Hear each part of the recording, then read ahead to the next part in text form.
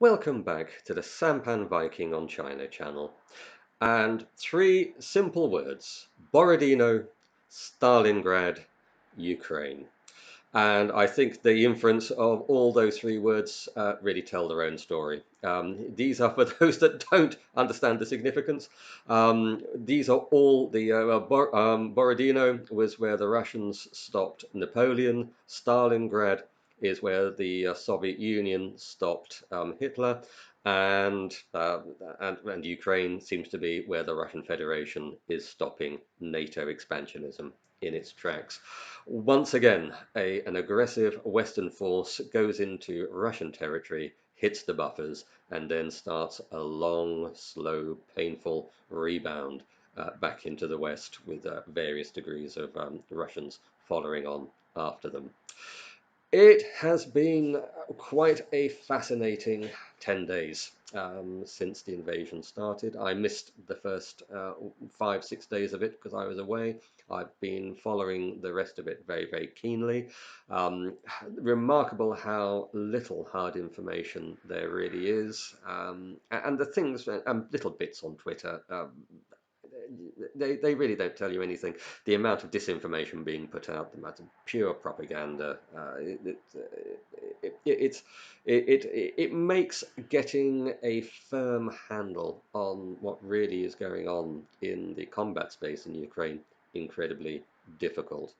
Um, I think what we can tell is that the Russians are slowly grinding the Ukrainians down, which of course what they went in to do. It was to get the military, it was to grind down the military. Most of that military is situated in the east of the country, and so that's where most of the military activity is.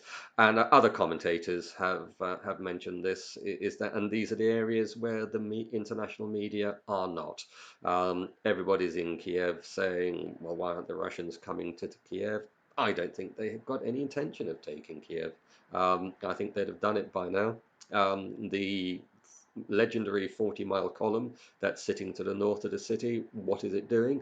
Well, actually, I think it's doing a very, very good job. And that job is 1 million people a week streaming west out of Ukraine and into the European Union. I think this is a very important front, if you like, in the conflict, and one that will start to, to gain in importance as time goes on, especially if things continue at the rate that they're going with the refugee exodus, or accelerates.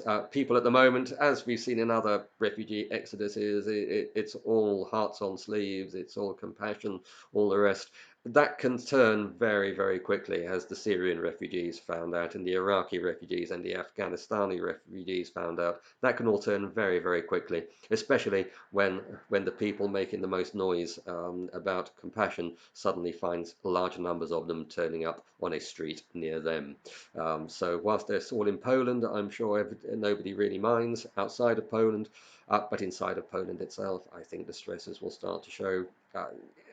It, it, it is an overwhelming number of people coming in, and if people can struggle to accommodate the first million, yeah, they will really struggle to find the second and be utterly overwhelmed when it comes to the third. And how many millions are going to come out of there? If it's 1 million a week, the Russians don't seem to be in any particular hurry. Why should they be? NATO isn't coming, and they can just take their time to do their job the way that they want to do it, and they will. Um, we are seeing significant progress, significant encirclements. Mariupol now encircled. Well, Mariupol, is, of course, is a city in the Donetsk People's Republic, something you never hear on the Western media. And so the Ukrainian forces in there are an occupational force. Likewise, the estimated 60,000, well, who knows how many, of the main combat force of the Ukrainian army that has been on the contact line in the Donbass. Well, likewise, the Donbass and Luhansk People's Republics, they are an occupying force that have now been surrounded by a larger force. And presumably, within that encirclement, within that cauldron, the heat is now being turned up, and things are going to get very, very uncomfortable very, very soon. Maybe they'll sit there and take it. I'm sure the Ukrainians share a considerable part of the Russian tenacity for pain sharing, but at the end of the day, force will will out, and those with the heavy power and the best resources and access to fuel and ammunition will take the day. I'm sure the Russians again don't mind taking their time. The longer they are there, the more uncomfortable they become, the more refugees stream out of the country. It works perfectly well for them. Now, of course, had this been a Western operation, it would have started with massive aerial bombardment. Well, you have to remember that terms like shock and awe and the far more sinister collateral damage are Western terms, Western coined terms that the world now uses. Um, Bombs and missiles may very well be perfectly targeted and aimed. Sadly, fireballs, blast, and shrapnel is not. And whether or not a bomb lands on target or not, anybody that is in the immediate vicinity is going to suffer the consequences, which is why the collateral damage, the killing and maiming of civilians, usually women and kids, is so high in US battle zones. Oh, you don't expect to hear anything about that on the mainstream media, of course. So we also now have to deal with the issue of the sanctions that are now being levied against Russia, and again, I mean, you have to say the craziness of imposing all of these sanctions virtually to the level of full embargo. Is that where else do they go? If you make somebody pay a heavy price for doing not very much at this stage, what have you got left when things get really busy? I mean, they talk about it, try to find it. They're now going after individuals. They're banning trees and cats from international competitions, for goodness sake. I heard it actually said, I think on the Duran, I think they got it right, is that this is the ultimate woke exercise. They are trying to cancel an entire country, a nuclear power, a major nuclear power of 150 million people. Well, you just say it in those terms and the whole thing sounds ridiculous. You cannot do it. Why not the full embargo? Because at the end of the day, nobody trades with Russia just to do them a favor. People trade with Russia because they need what they have. Russia has lots and lots of things that people want. And if people have stopped buying them, they will hurt themselves.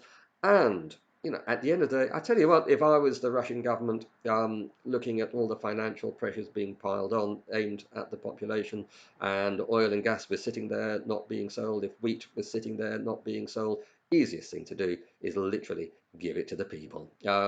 Make sure the homes are heated, make sure there's petrol in the cars, and make sure there's bread on the table. I think that would be a massive propaganda coup if they did that, because quite frankly, the same cannot be said for the West, who is experiencing massive fuel poverty and rising inflation and food prices. That would be the perfect antidote to all of those things.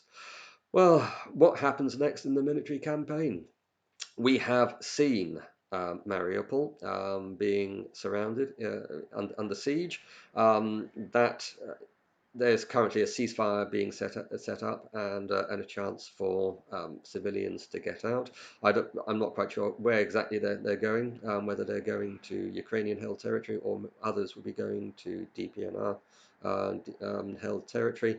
Uh, and how long this corridor is going to be open for, and also at another city whose name I can't pronounce, I'm sorry, very Anglo-Saxon of me.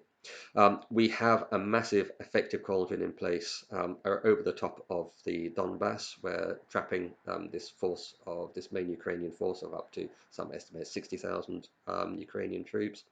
And we see forming west of the Dnieper River, coming up from the direction of Kherson and coming down from the direction of Kiev, and the mother of all encirclements, which I suspect is what this 40-mile column of Russian equipment is really there for, to close off the entire eastern half of the country, everything to the east of western Kiev, and of course bypassing Odessa and joining up with Transnistria and taking all the parts south of that as well. Why is it happening so slowly? Well, again, two reasons. Let's go back, remind ourselves we've got the refugees heading west. The longer the threat is there, the more will head out. A lot of these people coming from pro-Ukrainians living close to the Dnieper and east of the Dnieper gives them time to get out. And more importantly, of course, time to really put the sweats on the military forces of the Ukraine of the Ukrainian nation, so that they themselves can see these jaws slowly closing. It will prey on their minds, and sooner or later they'll say, well, do we stay here for no good reason and find ourselves trapped in a slaughterhouse, or just do we get the hell out as quickly as we can?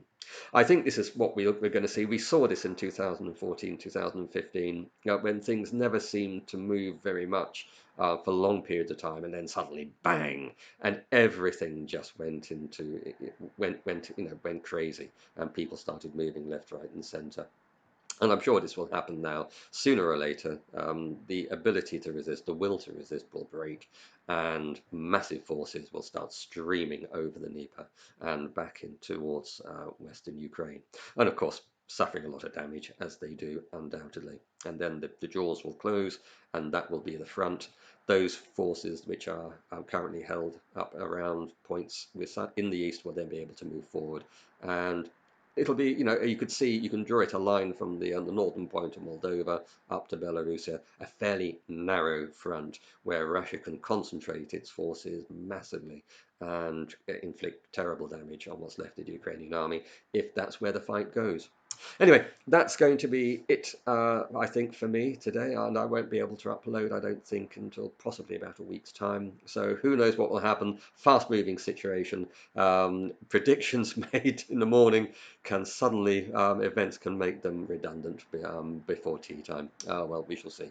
I hope you enjoyed this. If you did, please like. If you would like others to hear what I have to say, hit the share button. If you don't subscribe to this channel, please do. It's free and it helps the channel to grow. And if you would like to leave a comment, have expressed an opinion on what I've said or any other aspect of this channel, please do so, and I will respond, reply as best I can, as quickly as I can, where it is appropriate to do so. Thank you very much, and I look forward to you all joining me in the next video.